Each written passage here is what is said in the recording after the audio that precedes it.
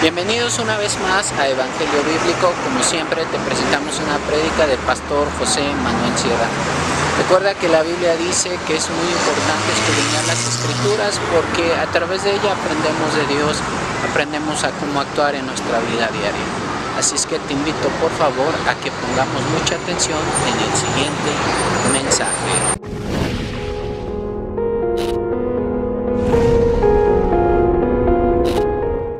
Vamos a orar un momentito, cierra tus ojos ahí donde estás si quieres. Vamos a pasar ya directamente a la palabra y vamos a prestar atención a lo que en esta tarde creo que el Señor nos puede compartir a través de su palabra, que es preciosa, es poderosa, es viva, es eficaz, es como una espada que penetra, es como un pan que alimenta, es como una lámpara, una antorcha que ilumina la oscuridad, es un espejo en el que podemos vernos. Son tantos los ejemplos que la Escritura nos da.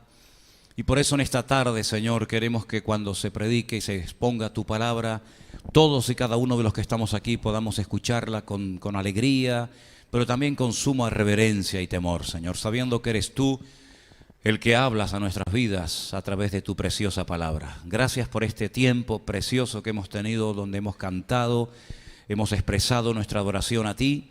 Y queremos en este momento que tú tomes el control y que todo cuanto se haga y se diga y se comparta hoy aquí sea dirigido por tu Espíritu Santo, Señor. Te damos gracias por todo en el bendito nombre de Jesús. Amén y amén. Quiero llevarles nuevamente, por favor, al capítulo que se ha leído en esta tarde. La porción, si recuerdan, era Mateo capítulo 21. Estamos en estos días recordando de una manera especial la última semana de la vida de Cristo. Es una lástima que una semana en la que se recuerdan cosas tan bonitas y tan importantes se haya plagado y se haya llenado de idolatría, porque nada más lejos de la realidad. Dios odia, Dios aborrece la idolatría. Dios no soporta que los hombres vayan detrás de imágenes, aunque tengan forma de hombres que recuerden a personajes de la Escritura o mujeres, ¿verdad? O incluso de Él. El Señor aborrece la idolatría y la prohíbe tajante y categóricamente en la Escritura. En todas las Biblias del mundo podemos encontrar los famosos 10 mandamientos, y no solamente en los 10 mandamientos, sino que cuando leemos la Escritura nos damos cuenta de que a Dios no le agrada que si quieres adorarlo a Él a través de otros dioses, a través de otras imágenes, intentes acercarte a Él. Si quieres servirle, no sé si es así o no, pero si quieres servirle, si quieres conocerle, vete directamente a Él. Él no necesita intermediarios. Él mismo dijo: venid a mí, los trabajados y cargados, que yo os haré descansar. No te desvía a un santo, no te desvía a una persona, sino que Él te dice directamente: ven a mí. Ven a mí, si estás trabajado, cargado, deprimido, desorientado, confundido, etcétera, etcétera, ven a mí directamente y tú y yo arreglamos lo que tengamos que arreglar. Es más, la Escritura dice que no hay mediadores, no hay otros medios, no hay otros intercesores entre Dios y los hombres más que Él. Él es el único que puede interceder delante de Dios Padre por nuestra vida. Así que, repito, es una lástima que esta semana en la que estamos recordando cosas tan importantes como su entrada triunfal en Jerusalén, como su muerte, su resurrección, su ascensión, el nuevo pacto, etcétera, etcétera, pues se haya plagado de idolatría. Y lamentablemente vamos a ver en estos días en televisión y por las calles, vamos a ver cómo gente hace unos esfuerzos tremendos cargando unos pesados tronos, creyendo que esa es la forma correcta de adorar a Dios. Y yo vengo hace muchos años diciéndolo, pero se ve que no llega el mensaje o no quieren hacer caso. Hermanos, esos tronos tan pesados, si les pusieran unas rueditas en las 4 esquinas, sería mucho más fácil moverlos. Sería mucho más cómodo. No sé cuánto pesa un trono de eso. No sé si hay alguien aquí que en algún momento participó de cargar esos pesados tronos que dice que tienes que llevarlo con tu cerviz. Pues oye, con unas rueditas, estas típicas que se le ponen a los andamios, los podrías sacar y mover. La rueda fue inventada hace muchos siglos. Es una lástima que algunos todavía no se hayan dado cuenta de que no hace falta cargar esos tronos. De hecho, no hay que cargar esos tronos ni con ruedas ni sin ruedas, porque el Señor no hay que cargarlo, es Él el que nos carga y el que nos lleva a nosotros. Gracias a Dios que hemos salido de esa oscuridad y de esa auténtica ignorancia, porque es tremendamente lamentable ver a miles, por no decir millones de personas, detrás de imágenes de talla, de oro, de piedra, de plata, de bronce o del material que sea, creyendo que están dándole culto al Dios eterno y al Dios vivo y verdadero. Cuando la Biblia dice: al Señor tu Dios adorarás y a Él solo honrarás y servirás. Cuando la Biblia dice que no tenemos que hacernos imágenes de talla ni de lo que está arriba en el cielo, ni abajo en la tierra, ni aún debajo de la tierra. No podemos adorar ese tipo de imágenes y de esculturas. Yo sé que forma parte de, digamos, del folclore nacional, yo sé que forma parte de la tradición y de la cultura, pero como dijimos hace poco, hermanos, no es la cultura la que nos tiene que dirigir, sino es la palabra la que nos tiene que dirigir. Y la palabra es muy clara y categórica en esto. Y Él no permite que se adore su nombre y su persona a través de imágenes de talla. Yo espero que todo esto ustedes lo tengan bien claro. No, lo estoy simplemente diciendo por si alguien todavía tiene la duda de que pueda adorar a una virgen, a un santo, a quien sea, y al mismo tiempo a Dios. No te confundas, no te montes tu cristianismo a tu manera, porque te vas a equivocar. Gracias al Señor tenemos el manual. Y en el manual, en las Sagradas Escrituras, en la Biblia, tenemos lo que a Dios le agrada y lo que a Dios no le agrada. Y de lo que estoy hablando no le agrada para nada al Señor, en absoluto. Más bien todo lo contrario. Ahora bien, en el capítulo 21 del Evangelio según San Mateo, se nos relata una historia muy interesante que curiosamente es una de las pocas historias que la cuentan los 4 evangelistas. Sabéis que, por ejemplo, hay cosas que Juan cuenta que Mateo ni las toca, ni las menciona, o viceversa, o Lucas, o Marcos. Sin embargo, la entrada triunfal de Cristo en Jerusalén se menciona en Mateo 21, en Marcos capítulo 11, en Lucas capítulo 19 y en Juan capítulo 12. ¿Qué significa el hecho de que Jesús entrara triunfalmente en la ciudad de Jerusalén? ¿Saben ustedes que Jesús aproximadamente cuando tenía unos 30 años de edad, comienza su ministerio público? Hasta los 30 años de edad prácticamente no tenemos información, salvo algunos pequeños detalles. Es realmente a la edad de 30 años cuando él arranca y se da a conocer públicamente, se va al río Jordán, lo bautiza Juan el Bautista, posteriormente se va al desierto de Judea por aproximadamente 40 días en ayuno y en oración, y cuando él vuelve, pues él comienza a predicar la buena nueva, la Besorá, el mensaje de salvación, el mensaje que el mundo estaba esperando que alguien lo predicara, pero que todavía no había llegado el momento de predicarlo. 3 años utiliza el Señor para preparar a sus discípulos, para sanar a centenares, tal vez miles de personas, para demostrar que Él no era un impostor, un engañador, un falso, sino que verdaderamente Él era el verdadero Mesías. Y la última semana de la vida de Cristo, antes de que lo crucifiquen, comienza con este relato tremendamente interesante de la entrada triunfal de Cristo en Jerusalén. Dice la Escritura que Él entró no caminando, podía haberlo hecho. Siempre iba caminando el Señor Jesucristo a la ciudad de Jerusalén, pero ese día se montó sobre un pollino de asno. Dice en Mateo 21, versículo 5, decid a la hija de Sión, he aquí tu rey viene a ti, manso y sentado sobre una asna, sobre un pollino, hijo de animal de carga. Si vamos a Zacarías capítulo 9, versículo 9, Zacarías es un hombre que vivió mucho tiempo antes del Señor Jesucristo. Cuando él escribe su libro, en el capítulo 9, versículo 9 de Zacarías, fíjate lo que él escribió. Tal vez él no era consciente de lo que estaba diciendo. Dice así: alégrate mucho, hija de Sión. Sión es uno de los nombres que se le da a Jerusalén. Jerusalén recibe un montón de nombres y uno de ellos es Sión. Da voces de júbilo, hija de Jerusalén.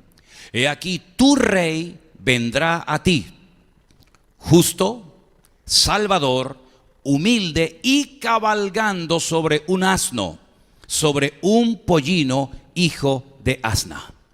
Así que no era casualidad que el Señor Jesucristo escogiera un animal tan humilde y sencillo como un borrico, un asno, para entrar triunfalmente en la ciudad de Jerusalén, sino que todo aquello estaba profetizado, todo aquello estaba ya escrito, todo aquello estaba ya bien organizado, para que se pudiera reconocer si verdaderamente Él era o no el Mesías que el pueblo de Israel y el mundo en definitiva estaba esperando. Él entró triunfalmente en Jerusalén y toda la ciudad, que en aquel momento no era una ciudad de millones de habitantes, pero sí era una ciudad que en aquel momento había muchas visitas porque era la fiesta de la Pascua, la que se estaba celebrando. Pues Él entra triunfalmente en Jerusalén y toda la ciudad, dice la Biblia, que comienza a decir: Hosana, bendito el que viene en nombre del Señor. Le dan un recibimiento, una bienvenida espectacular. Y probablemente muchos de los que participaron de esa cordial bienvenida, seguramente en lo más profundo de su corazón albergaban el deseo de la restauración de la monarquía. Ustedes saben que en el Antiguo Testamento se profetizaba de que un descendiente de David, de la casa de Judá, volvería otra vez a ocupar el cetro y la autoridad, y el imperio romano sería totalmente humillado y destruido. No es que le dieron la bienvenida simplemente porque lo aceptaban como Mesías y nada más, sino que en lo más profundo de su corazón, incluso en el corazón de los discípulos, ellos creían que los romanos en esa semana iban a ser destruidos, humillados y lanzados fuera, y por fin Israel volvería a ser y a recuperar aquella gloria perdida que tuvo en los tiempos del rey David y posteriormente del rey Salomón. Le dan la más cordial bienvenida, pero curioso que antes de que termine la semana le están pidiendo a Poncio Pilato que lo crucifique. Qué variables son las multitudes, ¿no? Qué variable a veces el corazón del ser humano. Hoy te levanta, mañana te tira, hoy te adora, mañana te apuñala. Eso lo vivió en carne propia el Señor Jesucristo.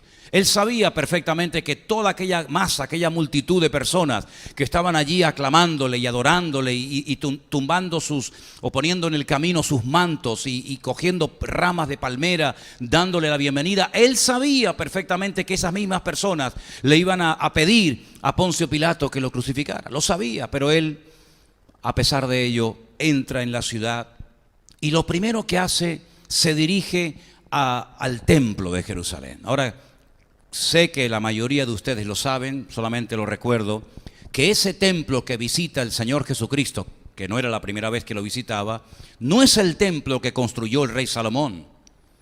El primer templo de Jerusalén, como bien saben ustedes, el objetivo era construirlo David. Pero el Señor no le permitió al rey David construir el templo, pero sí le permitió a su hijo hacerlo.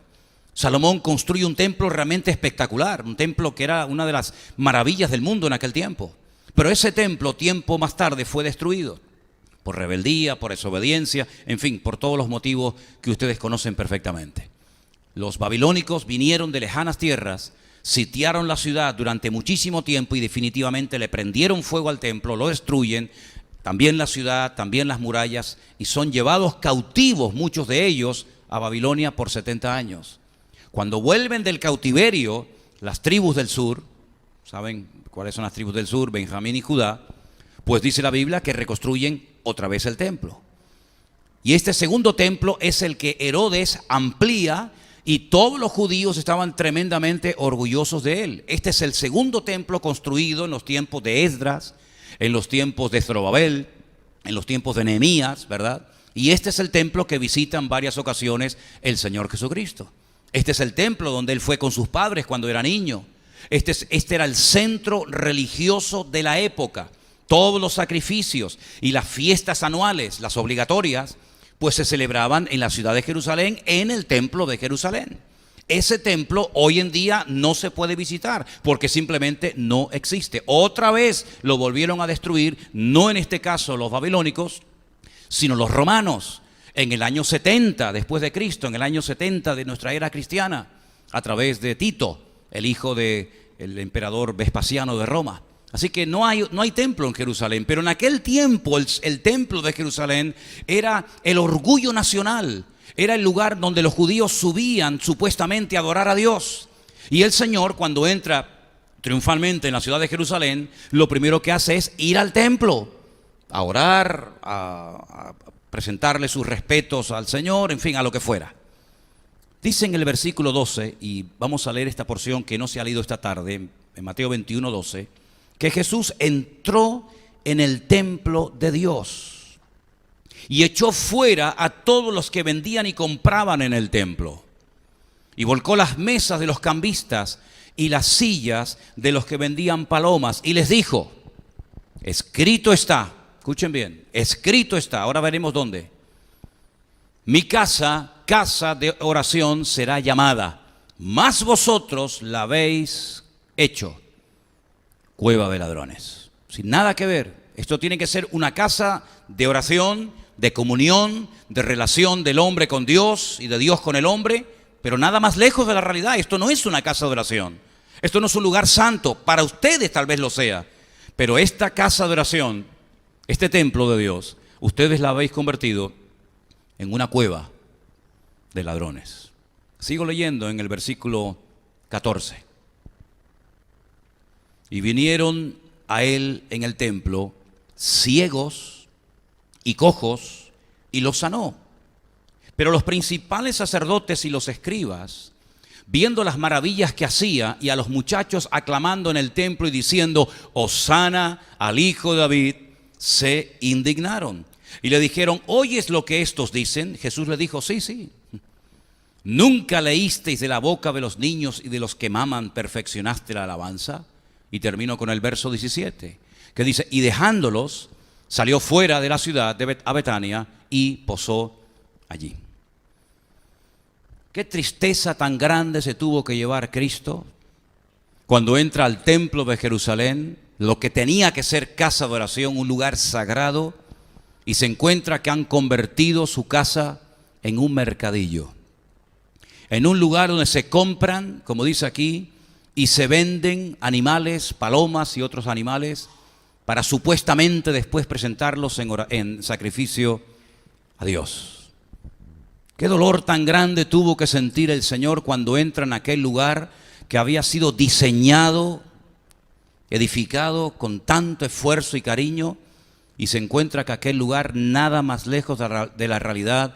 Aquello es un desastre, donde hay suciedad, donde hay desorden, donde hay comercio, donde hay negocio. Y el Señor, dice la Biblia, que les recuerda a todos los que estaban allí presentes en aquel momento, que ya se había dicho en el Antiguo Testamento, y quiero que leamos ese versículo, y lo encontraba esta tarde, está en Isaías 56, 7, que ese templo, que esa casa, con el paso del tiempo, se tendría que convertir en lo que Él dijo que era, en una casa de oración, en un lugar donde la gente podía subir y estar tranquilos, sin ruidos extraños, sin suciedades, sin desorden, con santidad, ¿verdad? Con una presencia del Señor maravillosa. Pues ya el profeta Isaías en el capítulo 56, versículo 7, mira lo que había dicho. Estamos hablando casi 800 años antes de Cristo, ¿eh? Yo los llevaré a mi santo monte, dice el Señor. Los recrearé en mi casa de oración. Sus holocaustos y sus sacrificios serán aceptos sobre mi altar, porque mi casa será llamada casa de oración para todos los pueblos. ¿Cuántos dicen amén? Encontré este versículo, mi casa, casa de oración será llamada para todos los pueblos, en la sinagoga más antigua de Jerusalén, la sinagoga de los Caraítas, de un rabino que se llama Obadía. Ellos sabían perfectamente que en aquel lugar no se podían hacer estas cosas. ¿Quién había permitido, quién les había dado permiso a estos cambistas, a estos vendedores de animales que cambiaban también la moneda? ¿Quién les había autorizado meterse en ese edificio santo y sagrado a hacer ese negocio? Bueno, detrás de todo esto, si estudiamos la historia secular, sabemos que estaba nada más y nada menos que Anás y Caifás, los cuales eran el suegro y el yerno.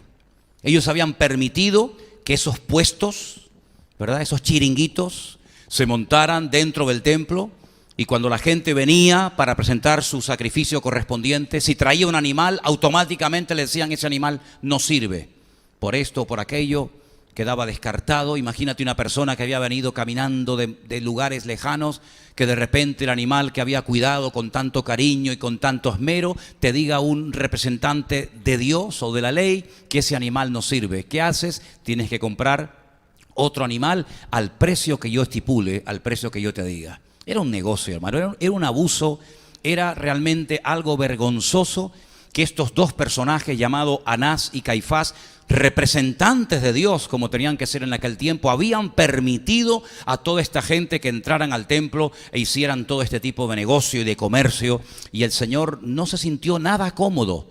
¿Cómo es que se sentían cómodos los sumos sacerdotes y el Señor no? ¿Cómo es que la gente subía y no se sentía mal por ver palomas y ovejas y cabras y bueyes por aquel lugar, por aquel recinto sagrado?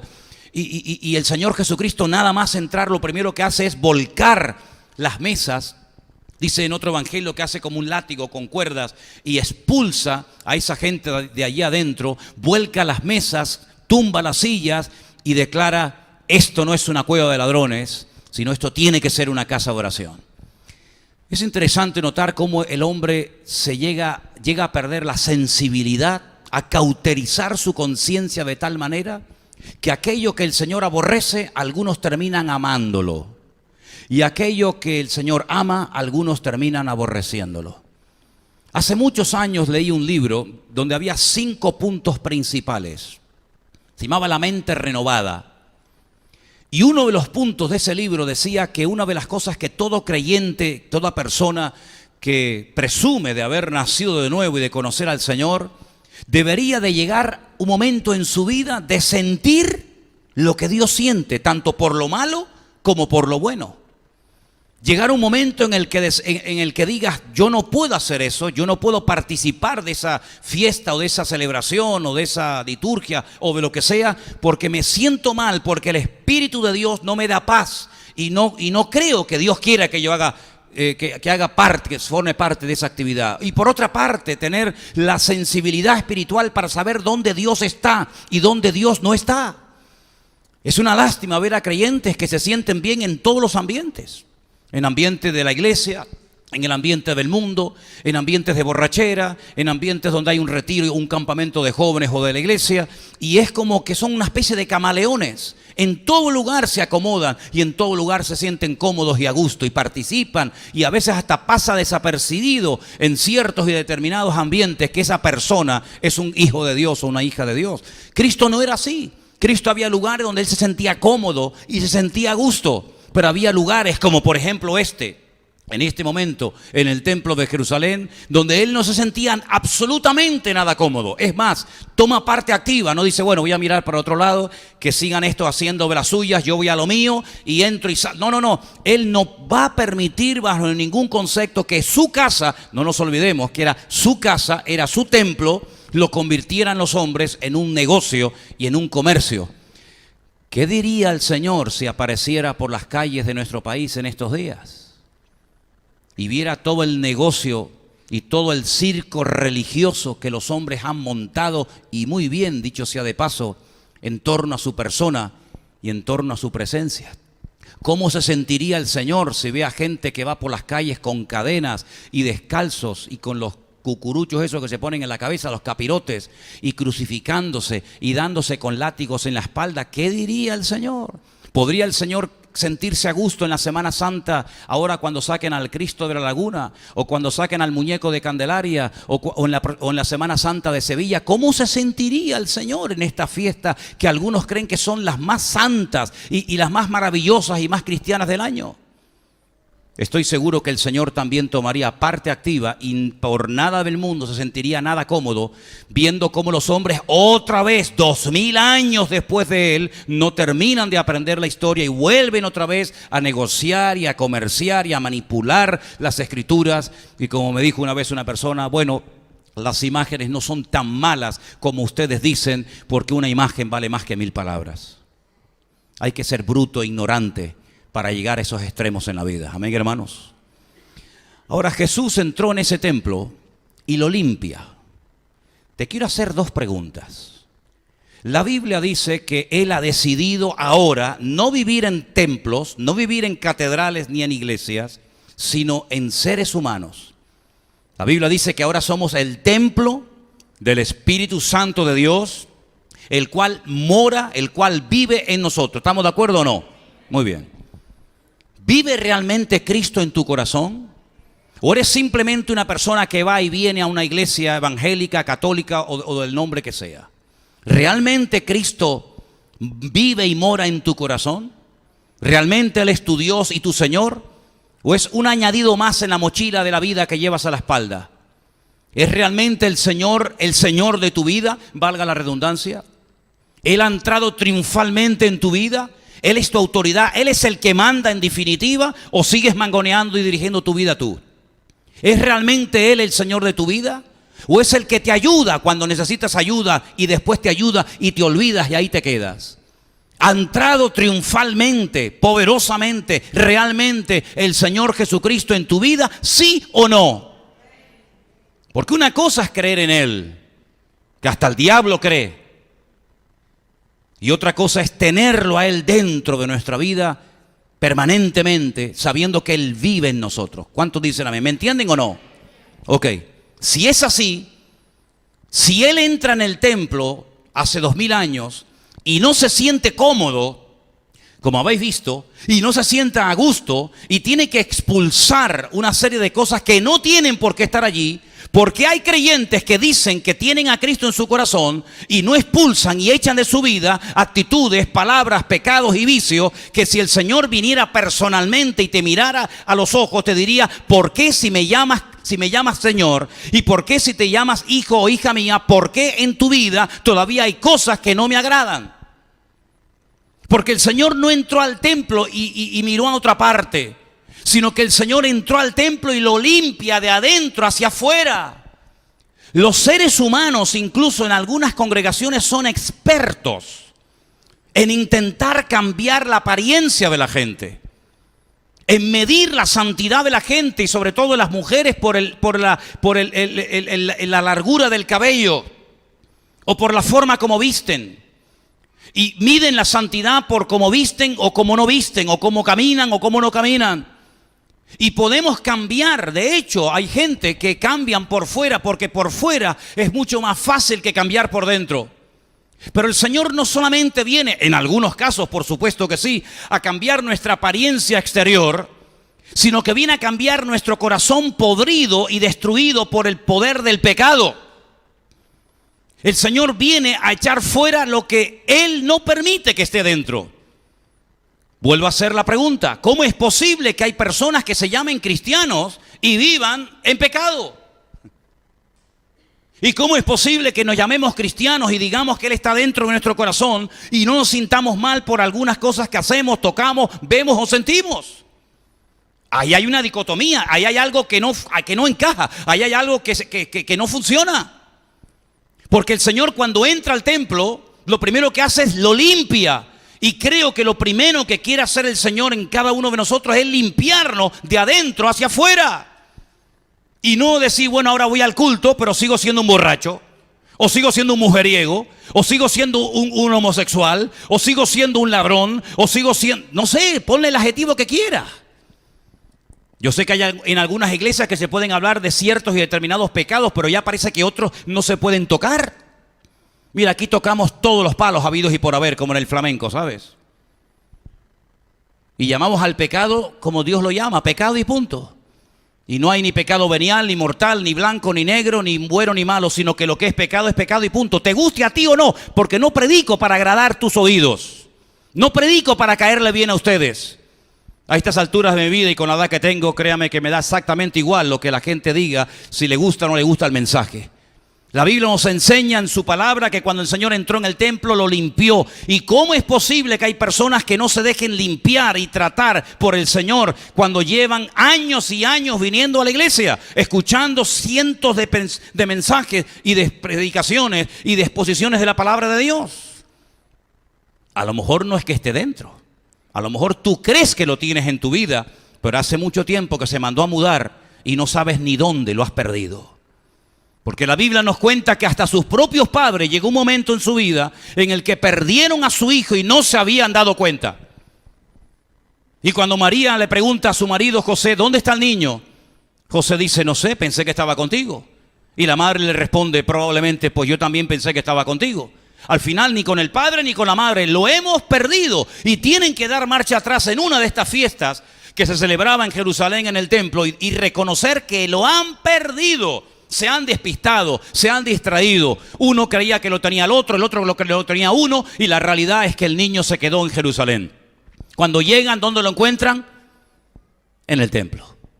Hablando allí con los sabios de la época, haciéndole preguntas difíciles y respondiendo cosas que les dejaba con la boca abierta. Y hay personas que a lo mejor han perdido la presencia del Señor y no se han dado cuenta.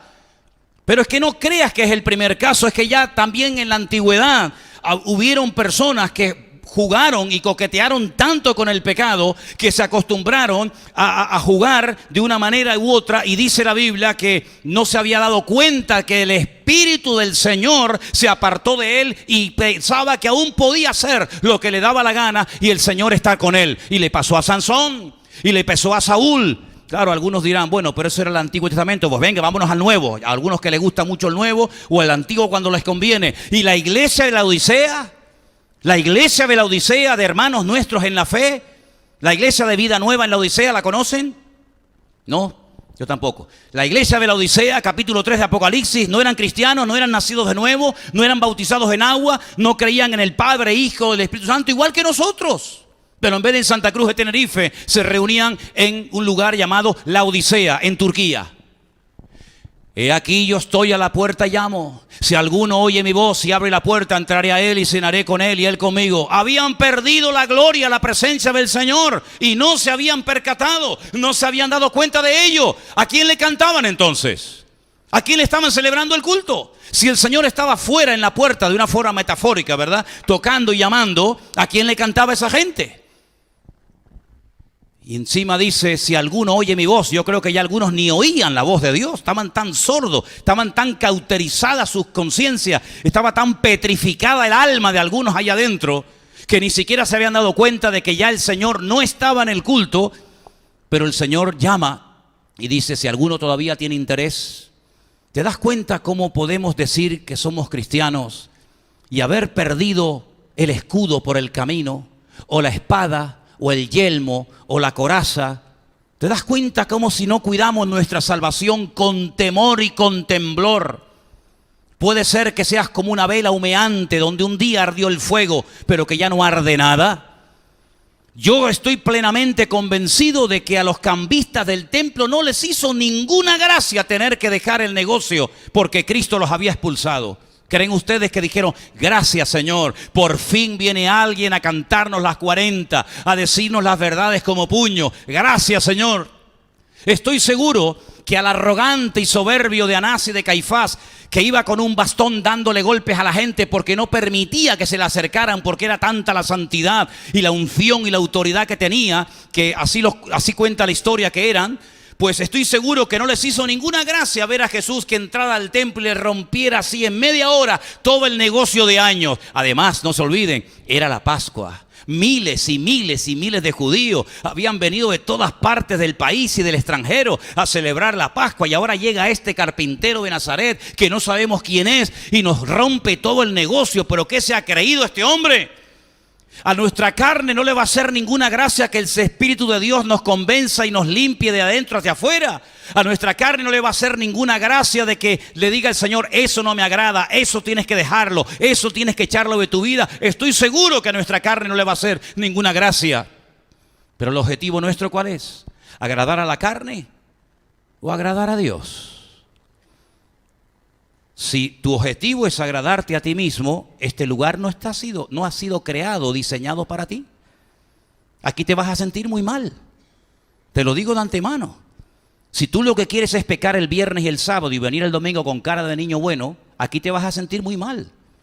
Porque puede ser que a lo mejor un mensaje sea de información, histórico y tal, y aprendas muchas cosas, pero tarde o temprano te vas a sentir muy mal. Porque hay cosas que vas a tener que dejar sí o sí. Si quieres ir en serio con Dios. Si no quieres ir en serio con Dios, pues, en fin, tendrás que montarte tu vida a tu manera. Pero vemos que el Señor entró y lo primero que hace es limpia el templo.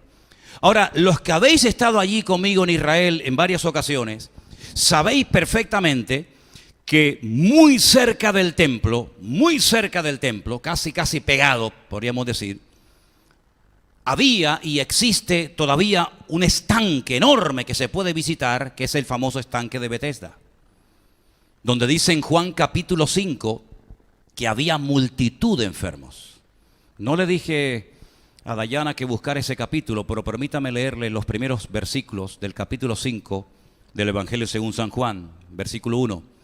Después de estas cosas había una fiesta de los judíos y Jesús subió a Jerusalén. Y hay en Jerusalén, cerca de la puerta de las ovejas, un estanque llamado en hebreo Betesda, que significa casa de misericordia. Ahí está. El cual tiene 5 pórticos. Seguimos.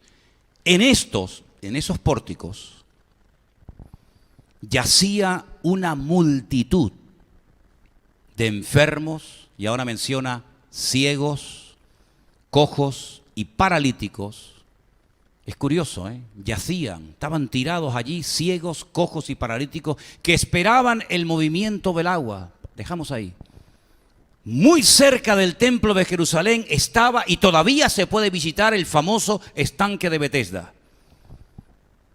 Un estanque que recogía el agua de lluvia y que también servía para limpiar, pues, el templo cuando se derramaba tanta sangre por los animales que se sacrificaban. En ese lugar se había corrida la noticia o la leyenda de que un ángel descendía de tiempo en tiempo, movía el agua, y el primero que se metía en el agua quedaba sano. Y por eso dice que había allí una multitud de cojos, de paralíticos, de ciegos, en definitiva, de enfermos. Cuando Jesús llega al templo, en ese templo que lo han convertido los hombres en una cueva de ladrones, según hemos leído en esta tarde, cuando Él lo limpia y constituye nuevamente su casa como casa de oración, en el versículo 14 dice, y vinieron a Él en el templo ciegos y cojos y los sanó. ¿Cuántos dicen amén? Vinieron a Él al templo, ahora van, antes no van. Antes ¿dónde estaban? En el estanque de Betesda, Juan capítulo 5. Ahora que Jesús ha entrado dentro de la casa, la ha puesto en orden y la ha limpiado, ahora los cojos y los paralíticos que están allí en el estanque de Betesda, ahora se van al templo, y dice que no solamente van al templo, sino que además reciben sanidad, liberación, y sus vidas cambian radicalmente. Yo quiero pararme aquí porque hay personas que tú los ves un año, y los ves otro año, y los ves mucho tiempo, y cuando no es la espalda es la rodilla, cuando no es el hijo es el padre, cuando no es la madre es el matrimonio, cuando no es la economía, cuando no es el trabajo, pero es como que siempre hay algo que te impide ser feliz y ser totalmente libre. Y yo creo, hermanos, que aunque la vida cristiana es una carrera de maratón más que de velocidad, y pueden haber luchas y pruebas y dificultades, la Biblia nos habla de victorias, la Biblia nos habla de gozo, la Biblia nos habla de vida y de vida en abundancia. La vida nos habla de bendición, de libertad, de victoria, de júbilo. No es una pena tras otra pena, una tragedia, un dolor y un fracaso. No, hermanos. El Señor nos ha prometido victorias para nuestros problemas personales y particulares. ¿Sí o no? El Señor nos ha prometido restauración de nuestras vidas. Y no es que la vida cristiana sea un camino de rosas donde no hay problemas, ni luchas, ni dificultades, pero podemos ver en su palabra que su voluntad es llevarnos de victoria en victoria, y de gloria en gloria, y de bendición en bendición. Esa es la voluntad del Señor en la palabra. ¿Por qué no iba esta gente antes al templo si lo tenían ahí a un tiro de piedra?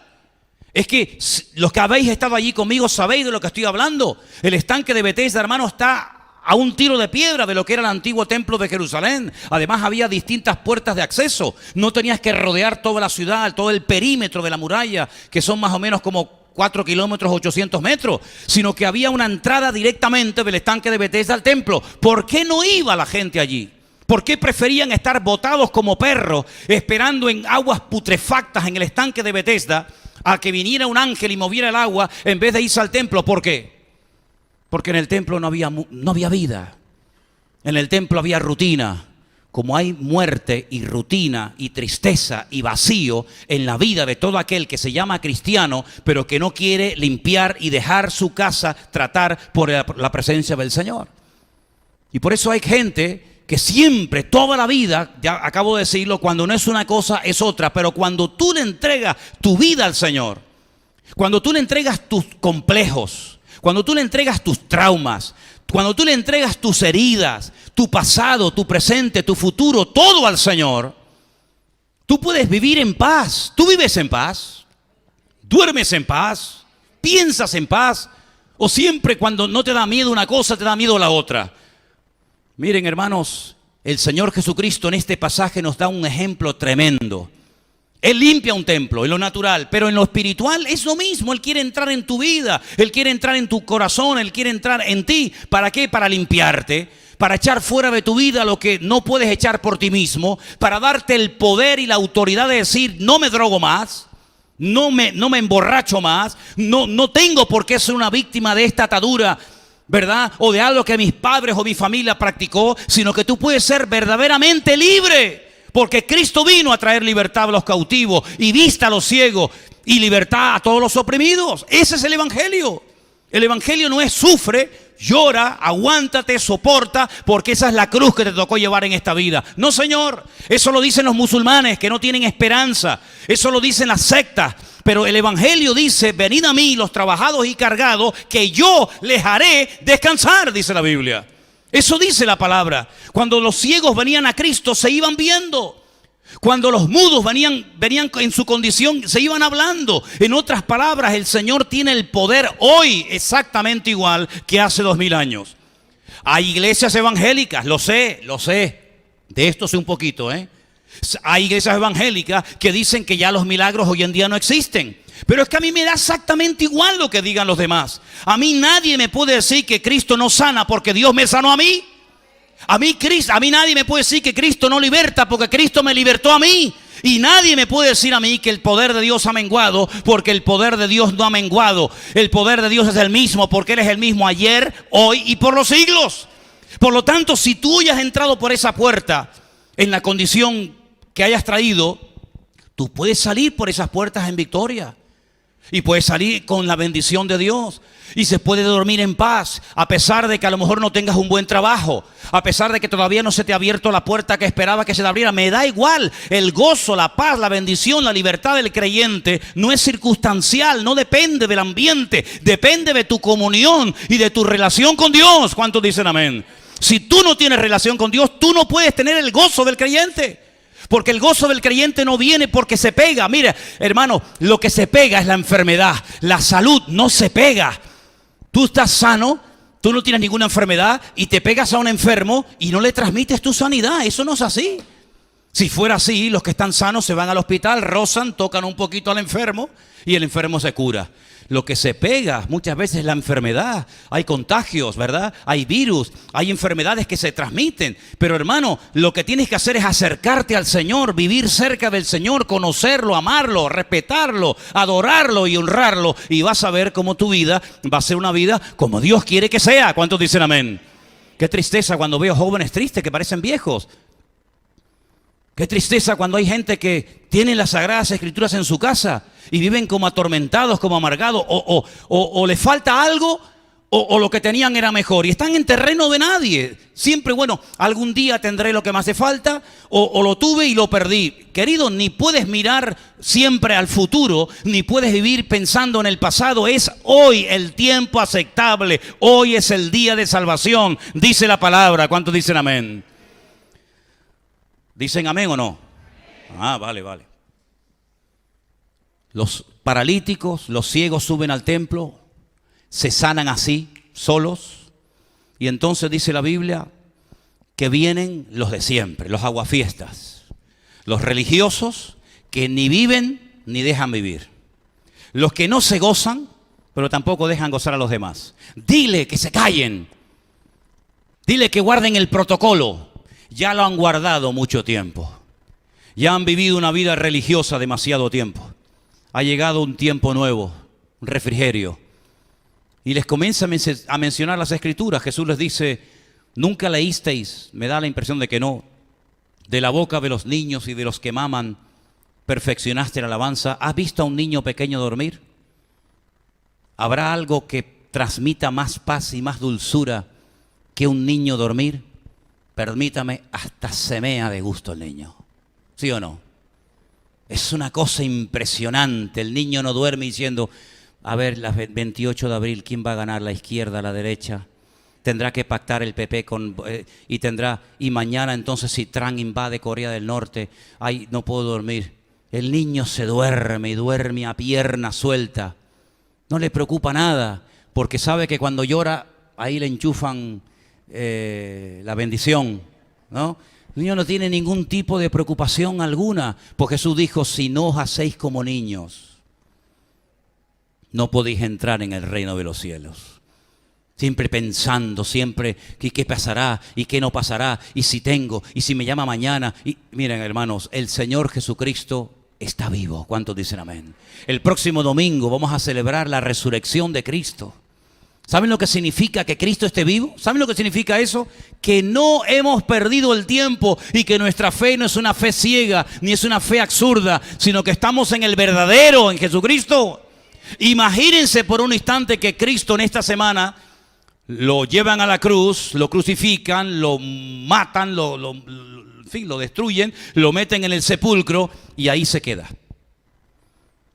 Los que hemos ido a Jerusalén, los que hemos ido a Israel unas cuantas veces, iríamos a ver una tumba, pero una tumba donde estuvo o donde todavía permanecen los restos, entre comillas, de uno que fue muy bueno, que hizo muchos milagros, pero que ahí se quedó.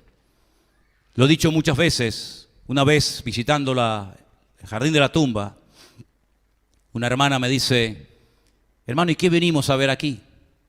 Y le dije, aquí, nada, una tumba vacía.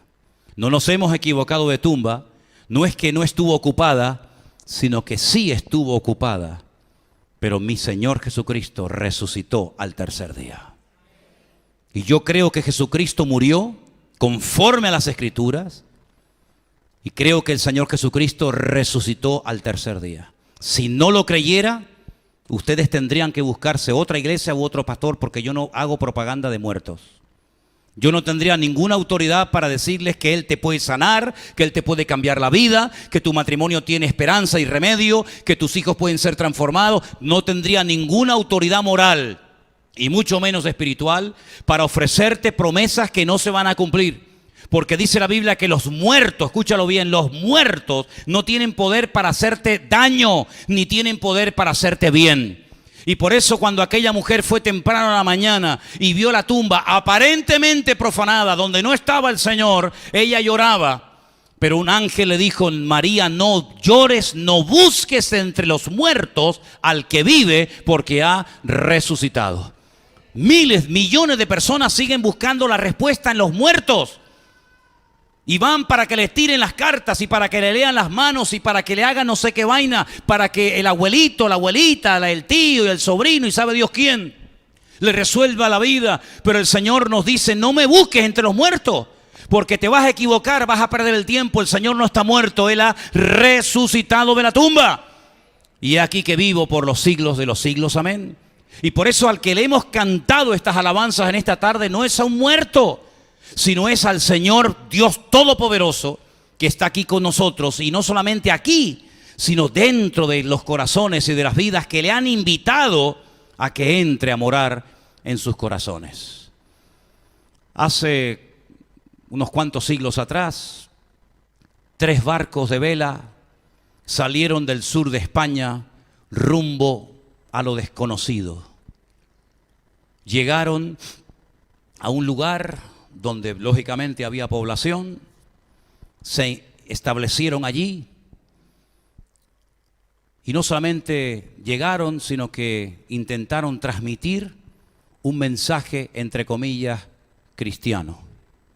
Siglos más tarde, aquellos colonizadores o conquistadores fueron expulsados, se tuvieron que volver de donde habían salido, pero dejaron allí unas cuantas cosas, pero una de las peores cosas que dejaron fue la religiosidad muerta y vacía, que no había funcionado en España ni en Europa. Y mientras Europa avanzaba, porque en otros países como Suiza, como Alemania, etcétera, etcétera, había personas que habían descubierto el poder de Dios a través de las Escrituras, los españoles se quedaron con la religión que la transmitieron y la transportaron allí. Y es una tragedia ver hoy en día que en esas naciones la gente sigue adorando cosas que aquí no funcionaban, pero que allí las han adoptado como si fueran las mejores del mundo.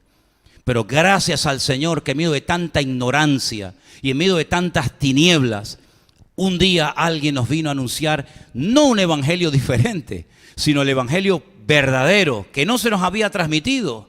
El evangelio a través de Jesucristo, no a través de nuestros méritos, no a través de nuestras buenas obras o acciones, sino a través de los méritos de la sangre de Jesucristo.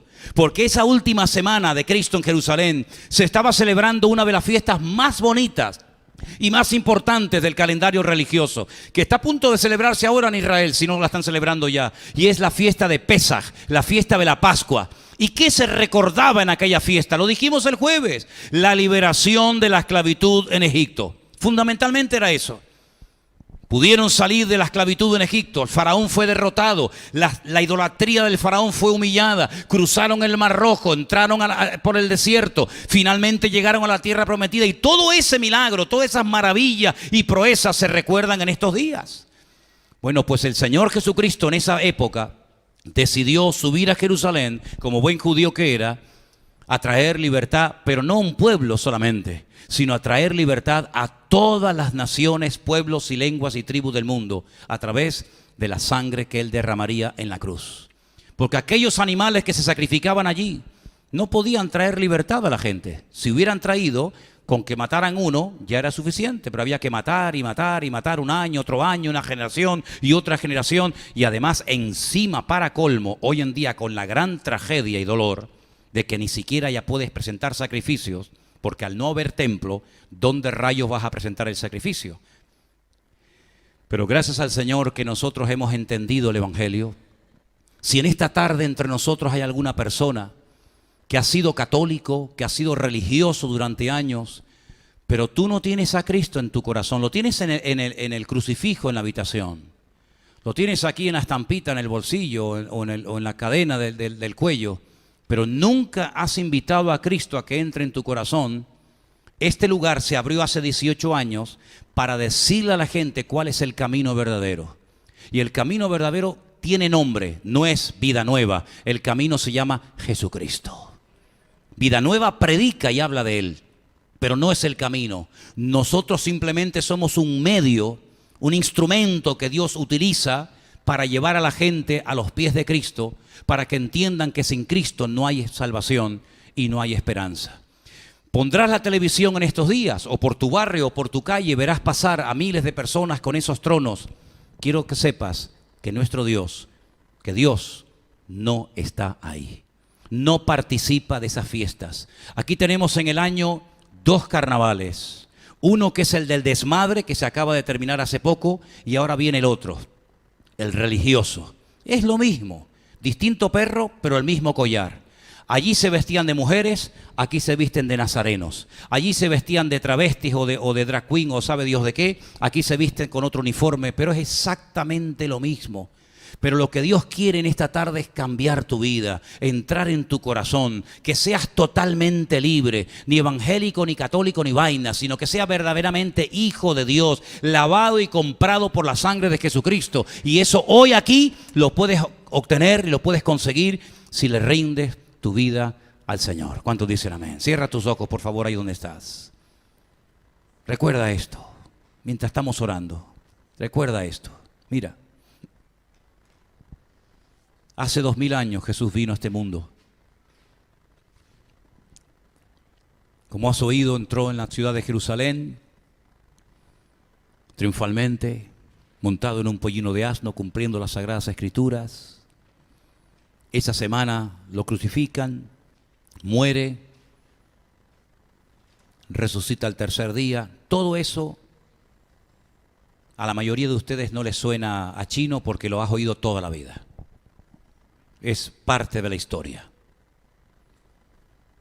Pero yo quisiera que en esta tarde pases de la historia, de simplemente del relato histórico, a tu experiencia personal.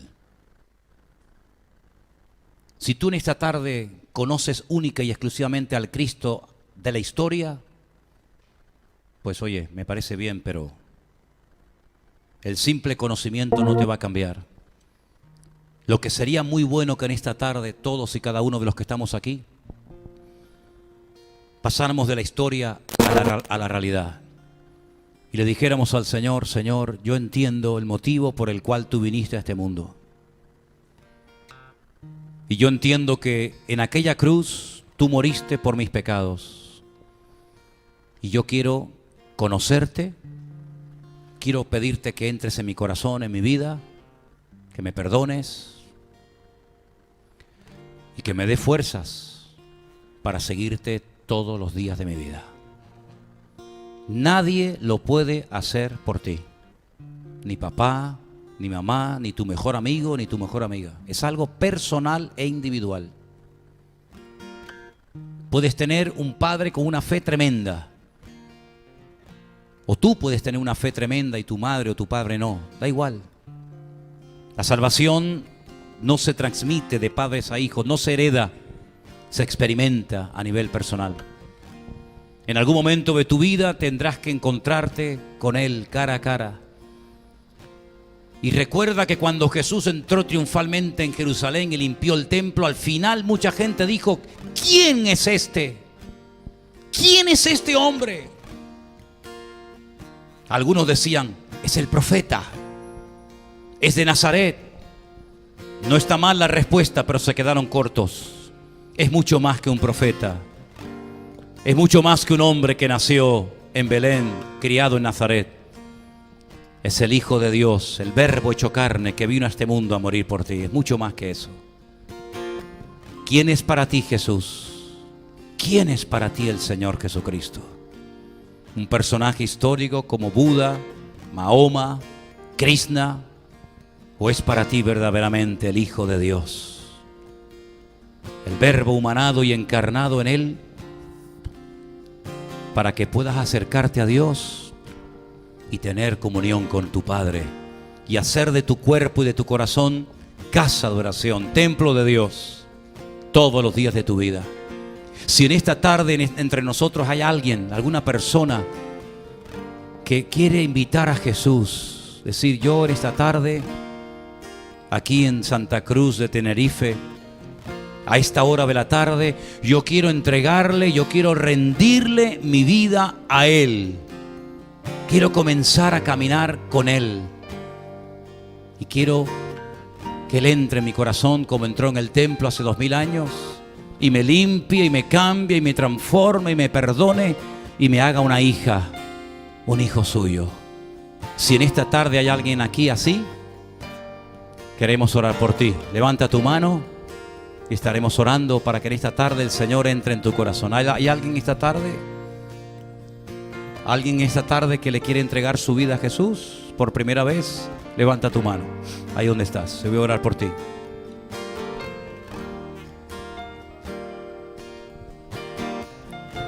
¿Hay alguien que en esta tarde le quiera entregar su vida a Jesús por primera vez? Levanta tu mano.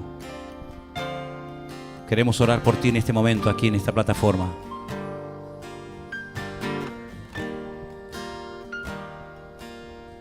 ¿Todos los que están aquí le han entregado su vida a Jesús? ¿Sí? Gloria a Dios. ¿Alguien de los que está aquí entre nosotros se ha separado del Señor, se ha enfriado y quieres volver a casa? ¿Quieres volver al Señor? También lo puedes hacer. Amén. Amén. ¿Alguien más? Dios te bendiga.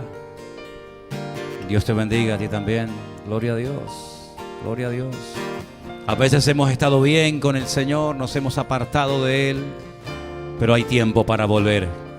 Hay tiempo para volver. El Señor te está esperando. Él te ama. Él te ama. Él te quiere perdonar otra vez, te quiere restaurar y levantar. Aleluya. Así es, qué bueno. Gloria a Dios, gloria a Dios. En esta tarde hay varias personas que han levantado su mano por distintos motivos. Dios los conoce. Yo quiero que ahí donde estás, por favor, le digas al Señor: Señor, dilo conmigo fuerte: Señor, yo quiero en esta tarde pedirte perdón.